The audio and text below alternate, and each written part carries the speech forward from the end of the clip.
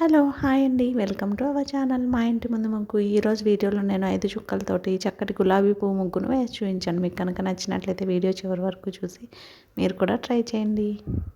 మీకు కనుక ఈ వీడియో నచ్చినట్లయితే వీడియోని లైక్ చేయండి. అలాగే ఎవరైనా మన ఛానల్ సబ్స్క్రైబ్ చేసుకోకపోతే కనుక సబ్స్క్రైబ్ చేసి పక్కనే ఉన్న బెల్ ఐకాన్ని ప్రెస్ చేయండి. నేను కొత్త వీడియోస్ పెట్టిన వెంటనే మీకు నోటిఫికేషన్ వస్తుంది.